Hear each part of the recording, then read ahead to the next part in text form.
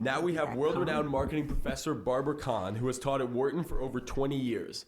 After a last-second trade to become the dean of Miami's business school in 2007, we were lucky enough to get her back from free agency in 2011.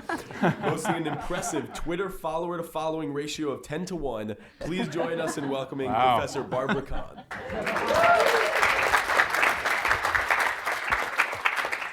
Well, thank you. I didn't know that's how you do Twitter. That was a metric. Oh, good. So today I'm going to talk about managing perceptions, and I'm going to start with understanding how magicians work. And a magician was talking to a mother and her little boy, and she said the way magic works is you have to watch people's faces, you have to read their emotions and read their body language.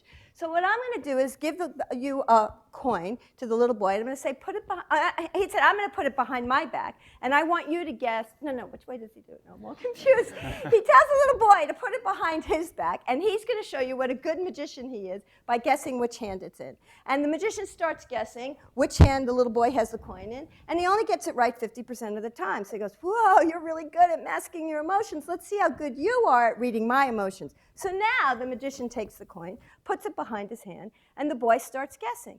And the boy gets it right 100% of the time. And the magician goes, oh my God, what'd you do as a kid? You must have played a lot of rock, scissors, paper, all that stuff. You can read emotions so well. Let's try it once again. What hand is the coin in? And the kid says left, takes out the left hand, and there's the coin. And the mother now is thinking, what college major is this good for? You know, this guy's such a genius.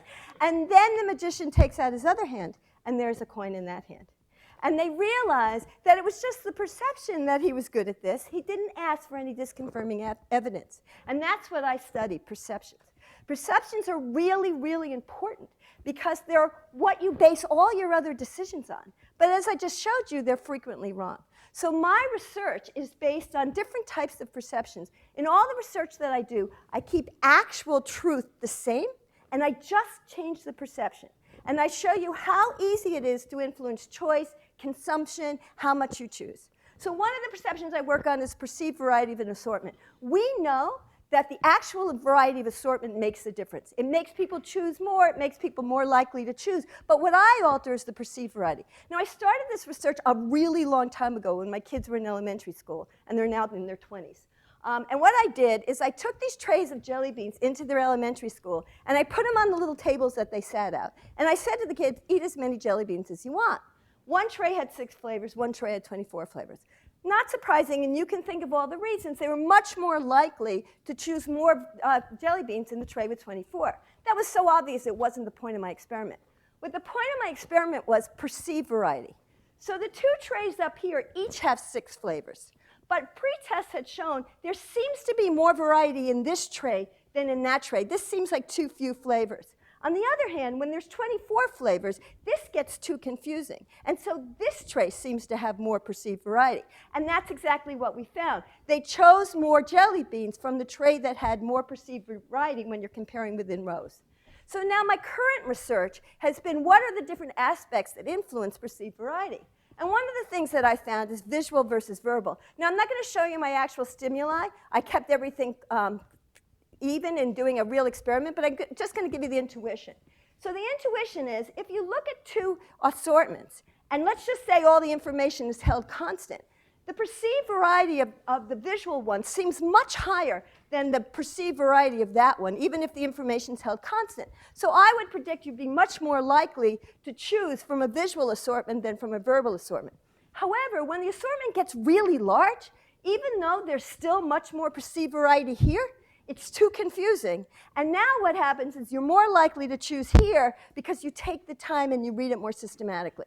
And when I ran the controlled experiments, that's exactly what I found. You're much more likely to choose, even if everything's held constant, visually here, but you're more likely to choose verbally here.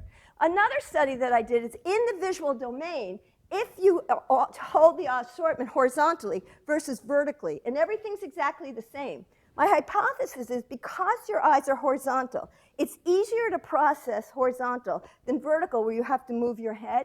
And that ease in perceptual fluency makes you see more variety, and that makes you choose more variety. And so we ran this experiment on Halloween kids last Halloween. We had candy either 5 like this or 5 that way. And every other one who came, we said, you can pick 3 candies, pick whatever you want. Horizontally, they were 2/3 of them picked 3 different ones, whereas vertically, only 1/3 did. We also did this in a store. Everything was kept constant in the experiment. These were hand sanitizers, horizontal or vertical. We found they chose more different ones when it was horizontal than when it was vertical, and there was more unique items, and they purchased more. And there was no difference in the liking of the assortment. The other perception I look at is perceived lightness of a food.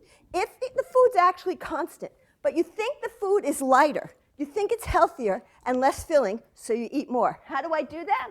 Kept the same cookies in the cookie box, but I put the picture of the cookies on the bottom or on the top.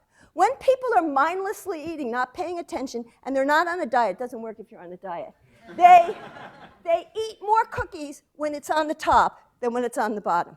The other way we did perceived lightness is the shape of a product. If it's whole, you think it's more than if it's half, even if everything's kept constant.